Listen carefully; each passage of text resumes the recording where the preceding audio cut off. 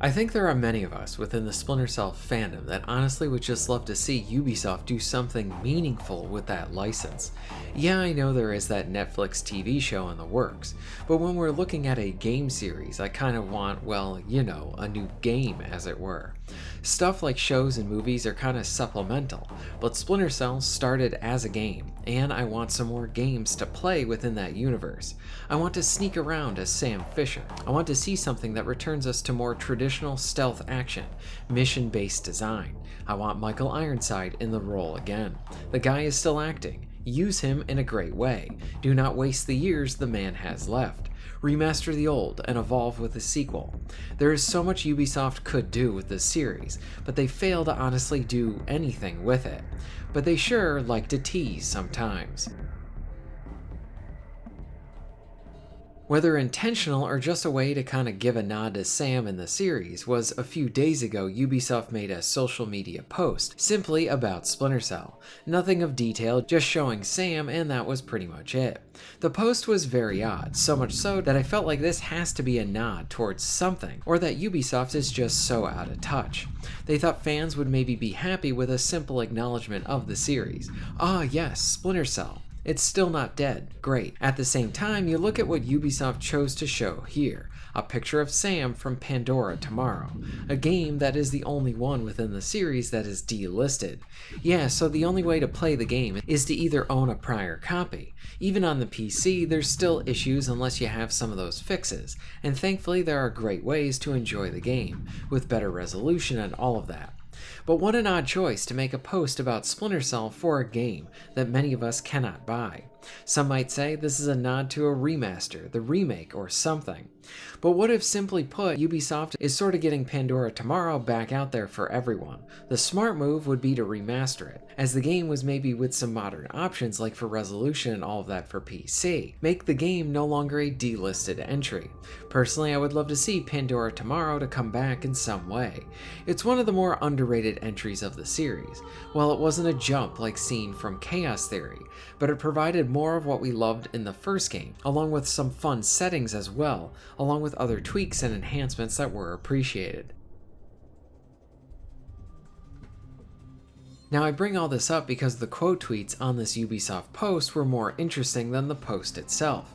Insider Gaming was talking about how the remake seems to be pretty good. That is cool and everything, but yet it's been years and Ubisoft still fails to show anything from that remake. For me, I am somewhere in the middle of the remake is either dead or still in development. I wouldn't be surprised if it goes through a complete 360 through its development, based on how Ubisoft is restructuring things around, and wants to delay titles to hopefully improve the quality of their games. Personally, I do not want a remake for the first game. I want a sequel to Blacklist, and I would continue to shout that from the rooftops. That doesn't mean that I want a game that plays like Blacklist, though I would enjoy that too. I would not be opposed to a new Splinter Cell entry really going back to basics, even playing like the original trilogy. Mission-based, slower, more calculated movements, fun scenarios, and all of that. Something old-fashioned, I would say. We need some more of that nowadays. I look at this post from Ubisoft and I'm left with, I have no idea what I'm supposed to take from this. Watch, by the time I put this video out, Ubisoft surprises us all with some actual footage of the Splinter Cell remake, or they either bring back Pandora Tomorrow or even remaster it as well. And you know what? If that happens, I'd love to see it. At least we would have something game related for Splinter Cell being out there. I wonder too, what if Pandora Tomorrow gets added to GOG as part of the preservation program? They have been asking people to vote on games that they want to bring to that platform, and then add to that new program that they are doing. And from what I understand is that once it's part of that program, the game should be supported altogether. I would love to see efforts like that done, because we've seen it for the likes of Tomb Raider Legend, Fear, Alpha Protocol, and more. Personally, seeing the Splinter Cell game slowly getting added in this way and get that support through GOG would be a really nice win. A new sequel or remaster set might even be a lot better, but GOG support is something that I would love to see either way. For those who have never played Pandora Tomorrow and have a PC, give it a search and then you will have access to the game. With some tinkering, you can even play it with a controller too on PC. Same can be done with some of the older entries as well. I love what has been done for the first game with some of the widescreen and controller support, all the benefits of PC with the option to play with a controller, PC gaming paired with the great and talented community members. This is what helps to keep games aging like fine wine, along with being accessible too.